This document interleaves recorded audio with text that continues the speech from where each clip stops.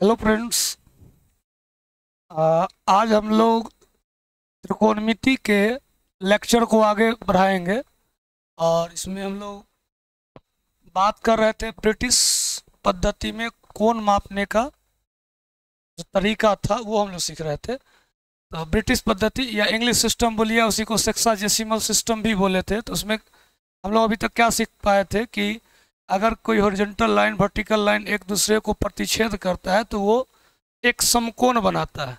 और फिर ये समकोण जो है, अगर इस समकोण को 90 इक्वल पार्ट्स में बांटते हैं जैसा कि बतलाया गया था, एक पार्ट 1 डिग्री कहलाता है। तो एक समकोण में कुल 90 डिग्री के कोण बनेंगे। पुनः फिर जब ये जो छोटा सा 1 डिग्री वाला कॉलम है, एक भाग था, उस एक भाग को 60 इक्वल पार्ट्स में डिवाइड करते हैं तो वो बनाता है 1/1 मिनट कहलाता है। तो फिर उन 60 भागों को मिलाएंगे तो वो 60 मिनट के बराबर होगा। इसका अर्थ है कि 1 डिग्री बराबर 60 मिनट हुआ।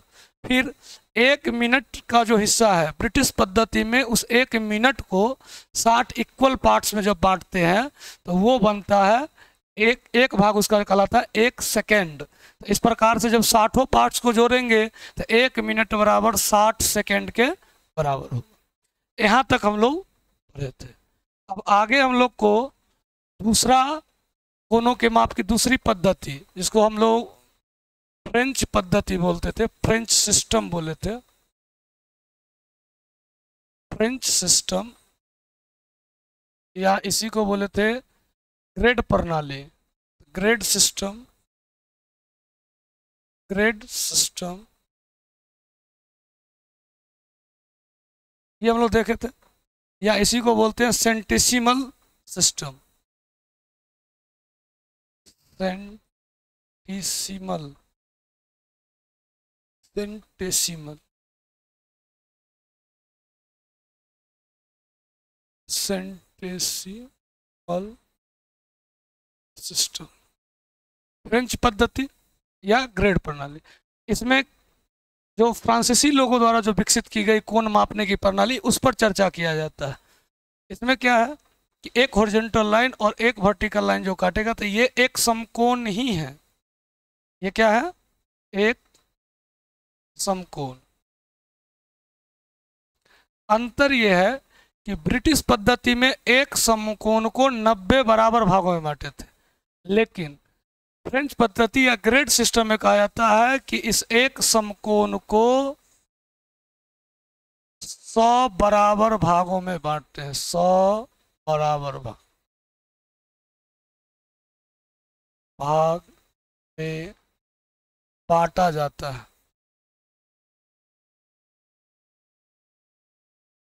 बांटा जाता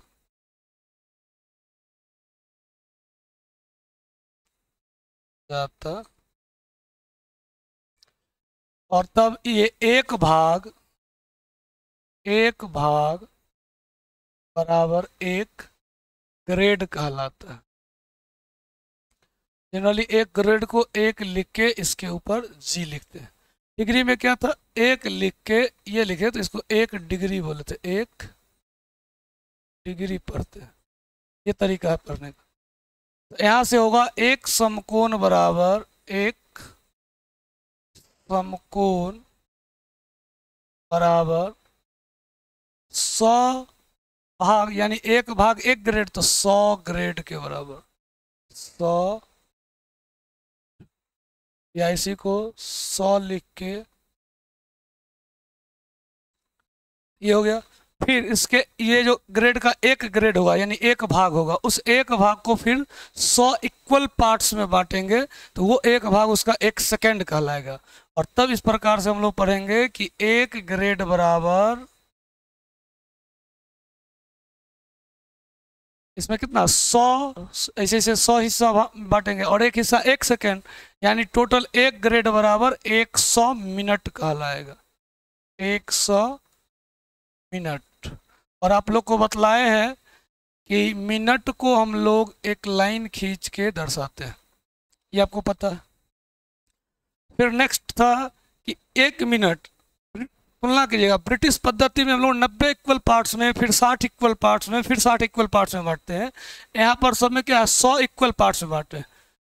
समकोण को 100 बराबर भाग में, ग्रेड को 100 बराबर भाग में, इसी तरह से जो मिनट है उसको भी 100 बराबर भाग में बांटेंगे। ठीक है, तो 1 मिनट, 1 मिनट बराबर, इसको भी 100 इक्वल पार्ट्स में, तो वो हो जाएगा 100 सेकेंड के बराबर। इसके बराबर होगा 100 सेकेंड।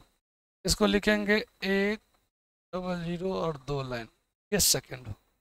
ये हम लोग पढ़ते हैं किसमें, फ्रेंच पद्धति में।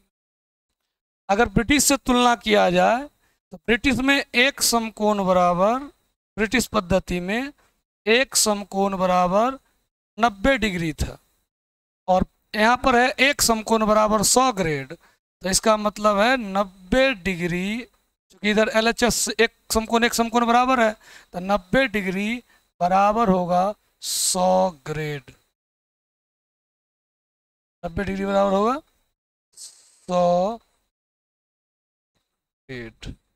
कन्वर्जन के समय में आपको ये बात ध्यान में रखना है। अब यहाँ से अगर हम चाहें तो क्या देखें, 90 डिग्री बराबर 100 ग्रेड। इस 90 को हम लिख सकते हैं 90 गुना 1 डिग्री बराबर 100 ग्रेड। दिस इम्प्लाई 1 डिग्री बराबर 100 बट्टा 90 ग्रेड। ये याद कर सकते हैं आप। जैसे हमसे कहेगा 60 डिग्री को ग्रेड में व्यक्त कीजिए। क्या कीजिए, तो यहाँ से 60 डिग्री बराबर 60 गुना 1 डिग्री, फिर 60 गुना 1 डिग्री का वैल्यू यहाँ से क्या हो जाएगा, 100 बट्टा 90 ग्रेड। ये 0 से 0 कैंसिल। अब यहाँ से देखिए 3 से 3 तिया 9, 3 दूना 6, अब नहीं कटेगा। 2 गुना 100 तो 2 गुना 10, 20 गुना 10, तो 200 बट्टा 3, इसलिए 60 डिग्री बराबर 200 बट्टा 3 ग्रेड होगा। इस तरह का क्वेश्चन हम लोग से डिग्री से ग्रेड में पूछा जा सकता है, तो वो अभी देखें, फिर आगे हम लोग और देखेंगे। इसी तरह से यहाँ पर देखिए, इसको आप चाहें तो इसे भी, ये 0 से 0 कैंसिल अगर आप कीजिएगा तो 1 डिग्री बराबर 10 बट्टा 9 ग्रेड, ये याद कर सकते हैं। या फिर यहाँ से आप देखिए 9 को इधर भेजते, यानी 9 डिग्री बराबर 10 ग्रेड। आपको ये सब देख के लग रहा होगा कि डिग्री बड़ा है और ग्रेड छोटा इकाई है मापने का। कौन मापने का, छोटा इकाई। फिर इसमें आप अगर 1 ग्रेड बराबर आप निकालें, 1 ग्रेड 10 को 1 बनाना है, यानी दोनों तरफ 10 से भाग देना है। यहाँ 10 से तो 1 हो जाएगा, यहाँ 10 से भाग देंगे तो 9 बट्टा 10।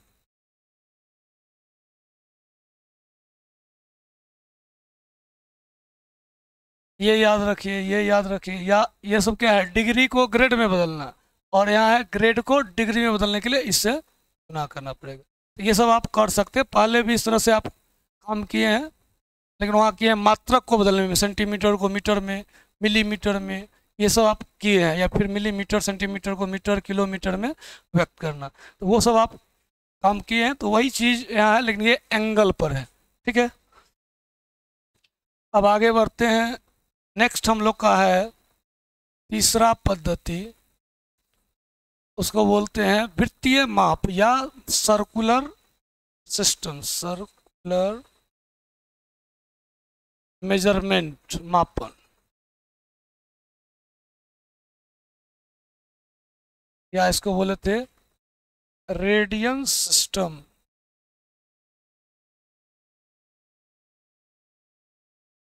रेडियन पद्धति।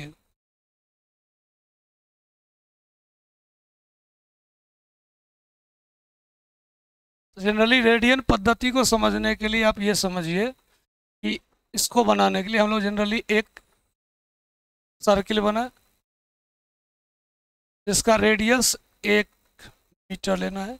इकाई इसको बोलते हैं इकाई सर्किल, इकाई विड्थ।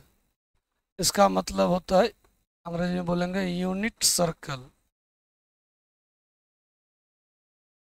मतलब त्रिज्या बराबर 1 इकाई।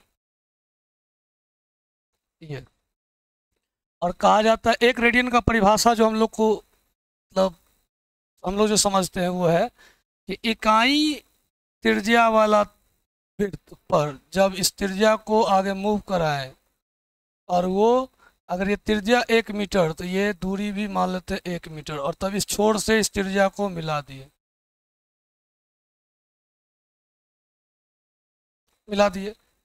ये 1 मीटर और ये 1 मीटर मिल गए, मतलब समान त्रिज्या, और इसको बोलते हैं चाप की लंबाई। चाप की लंबाई। तो जब ये दोनों बराबर हो, इस समय जो यहाँ केंद्र पर कोण बनेगा ये कहलाता है 1 रेडियन। यही 1 रेडियन की परिभाषा है। 1 रेडियन बराबर क्या होता है? 1 रेडियन बराबर इकाई वृत्त द्वारा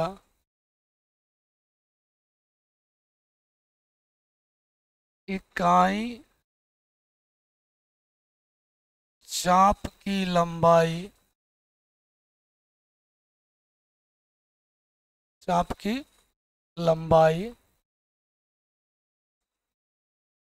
के सिरों के सिरों, दोनों छोर, सिरा, सिरों के द्वारा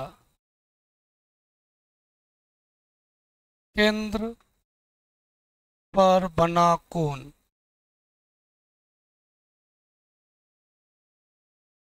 केंद्र पर बना कोण क्या कहलाता है? 1 रेडियन कहलाता है। अगर मान लीजिए कोई सर्कल लिए हम,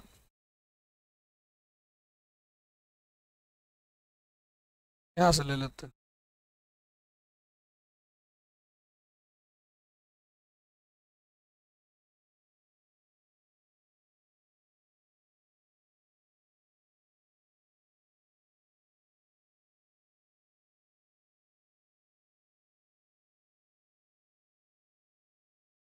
ये सर्कल है, और मान लीजिए यहाँ से ये त्रिज्या r, ठीक है, और फिर यहाँ से चलते हैं, यहाँ पर पहुँच गया, ये भी दूरी, ये दूरी r, त्रिज्या और ये बराबर, तो इसका ये सिरा और इसके इस सिरा से, ये जो सामने है यहाँ से, तो ये कोण बनेगा वो कहलाएगा 1 रेडियन। तो इसको c लिखते हैं। रेडियन में क्या लिखते हैं? c, सर्कुलर सिस्टम का c। अगर ये दोनों बराबर होगा तो ये 1 होगा तो ये भी 1 होगा, ये 2 तो ये भी 2, तो बराबर त्रिज्या और बराबर चाप का होगा। ठीक है, तो ये बड़ा छोटा दिख रहा है, लेकिन जब आप एंगल मापेंगे, जब वहाँ पर यूज करेंगे तो वो सेम रहेगा, अलग अलग नहीं आएगा, उतना ही चाप बनेगा। ठीक है, वो तो सर्कल पर निर्भर करता है, क्या कि सर्कल बड़ा होगा छोटा होगा तो उस पर भी निर्भर करेगा। तो ये हम लोग 1 रेडियन का परिभाषा पर। ठीक है, अब यहाँ से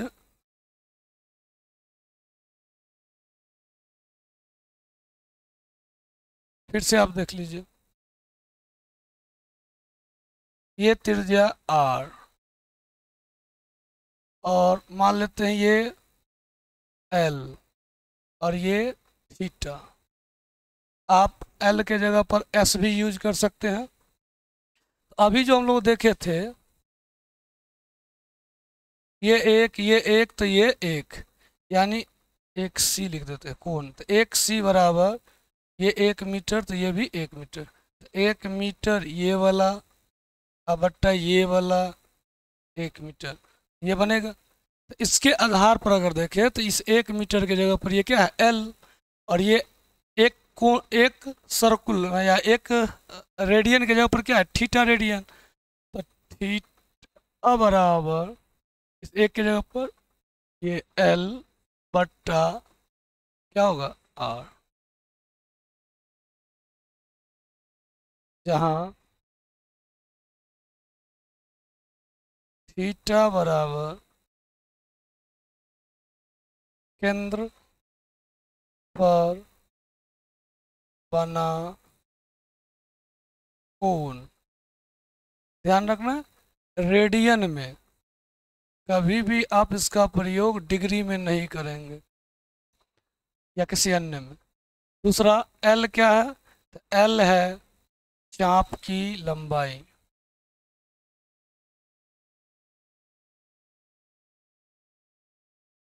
एल क्या है, चाप की लंबाई। आर क्या है, तो आर है जो वृत्त बनाए हैं उस वृत्त की त्रिज्या, वृत्त की त्रिज्या। और चाप जो है इसी वृत्त का क्या है, एक हिस्सा है, ठीक है ना, तो ये, या चाप का जो, चाप जिस वृत्त का हिस्सा होगा उस वृत्त की त्रिज्या आर। तो ये फार्मूला एक बनेगा, आप ये पहले भी पढ़े होंगे। एक तो ये हो गया। नेक्स्ट अब हम लोग देखते हैं कि आप लोग पढ़े हैं कि पाई रेडियन बराबर 180 डिग्री होता है। कैसे होता है, इस पर थोड़ा हम लोग अब विचार करेंगे।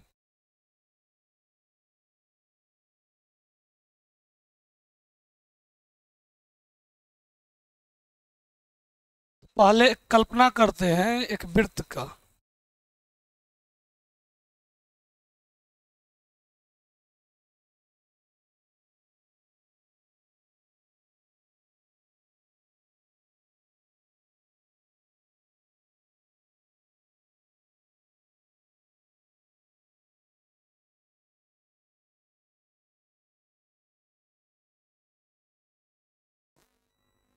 ले।